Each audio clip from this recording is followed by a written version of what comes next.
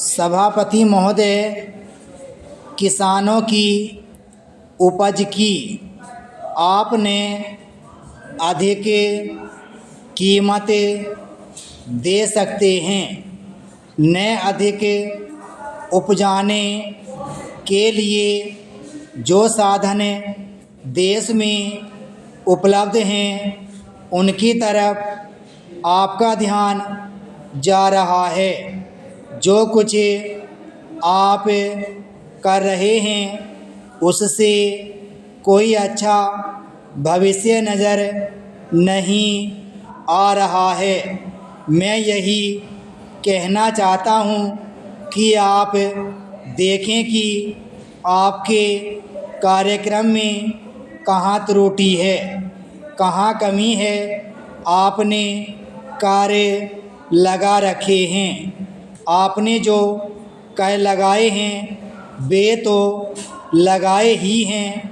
हमारे प्रदेश में तो ज़मीन पर 25% ज़्यादा कर भी लगा दिया गया है।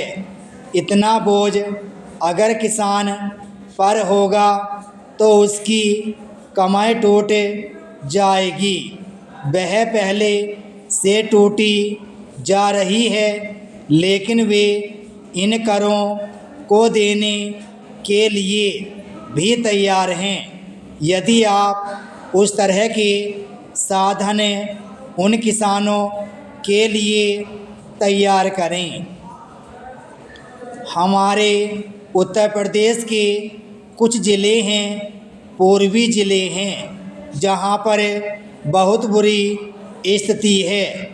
हमारे सदन के एक सदस्य ने रो रो कर आपको यह बताया था कि वहाँ लोगों को 2 रुपये मजदूरी में मिलता है। इतनी ही एक दिन की उनकी मजदूरी है। सरकार ने एक आयोग की नियुक्ति की थी ताकि वहाँ पर कुछ विकास के कार्य किए जाएं। वह योजना भी अब खटाई में पड़ गई है।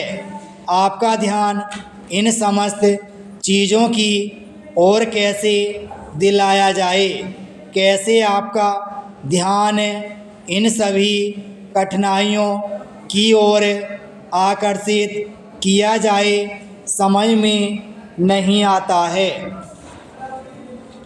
यातायात के साधनों की स्थिति यह है कि ट्रेनों में दूसरे दर्जे में भीड़ भाड़ का कोई ठिकाना नहीं है, उसकी कोई सीमा नहीं है। हर रोज़ ऐसा मालूम पड़ता है कि कोई मेला चल रहा है।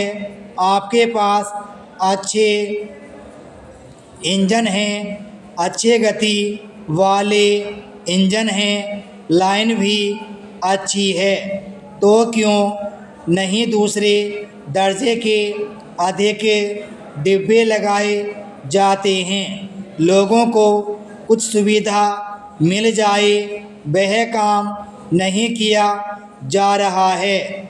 आपको किसान की देहात में रहने वाले आदमी की मजदूर की परवाह नहीं है, जो समस्त कठिनाइयों को झेलता है।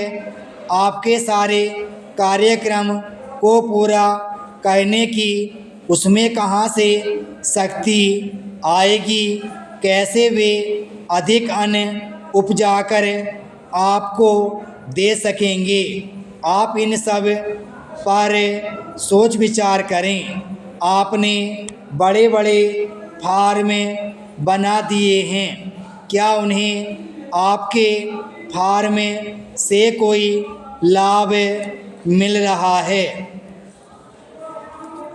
सभापति महोदय, सरकार ने कई कृषि फार्म खोले हैं। क्या ये फार्म घाटे में नहीं चल रहे हैं? अगर सारे खर्चे जोड़ दिए जाएं, बड़े बड़े अधिकारियों के वेतन जोड़ दिए जाएं तो पता चलेगा कि सारे ये कृषि फार्म घाटे में चल रहे हैं। क्या इसी तरह से आप सारे किसानों को घाटे पर खेती करने के लिए मजबूर करेंगे? जिस क्षेत्र से मैं आता हूँ वहाँ एक पुल बना है। मैंने 10 वर्ष तक अपनी विधानसभा में इस पुल के लिए कोशिश की है। जिस दिन से मैं यहाँ आया हूँ बराबर उसकी चर्चा करता आ रहा हूँ, बराबर कोशिश कर रहा हूँ। मैं कहता हूँ कि गंगा पर वह पुल बने। उस पुल को बनाने का आश्वासन भी मिला था। एक प्रश्न के लिखित उत्तर में यह जवाब दिया गया था, यह कहा गया था कि इसको हाथ में लिया जाएगा।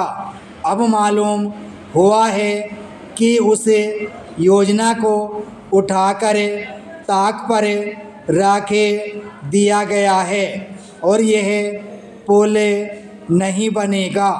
इन लोगों ने क्या कसूर किया है, यह मैं आपसे जानना चाहता हूँ।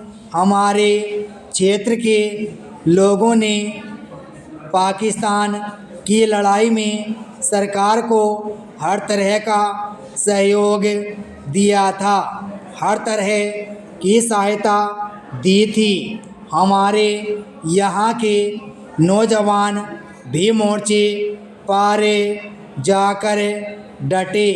जिस समय पाकिस्तान के साथ हमारा युद्ध चल रहा था तो कहीं कोई बात नहीं थी, अन्न की कमी कहीं नहीं थी। अन्न की कमी भी हमारे विरोधी साथी पैदा करते हैं, जो यह चाहते हैं कि सरकार असफल हो जाए। ये लोग जो कहते हैं उसको आप समझें। एक तरफ तो हमारे मित्र की बात है जो देश के बड़े बड़े शहरों में दंगे करवाते हैं, दूसरी तरफ हम हैं जो कि इनकी बातों को नहीं समझ पाते। इनको सभी वे लोग मिल जाते हैं जो बेकार होते हैं या जो दंगे करवाने के लिए उत्सुक हैं। इसलिए सरकार का इन सारी चीज़ों की तरफ ध्यान जाना चाहिए और उसको सोचना चाहिए कि क्या तरीका इन सब से बचने का हो सकता है।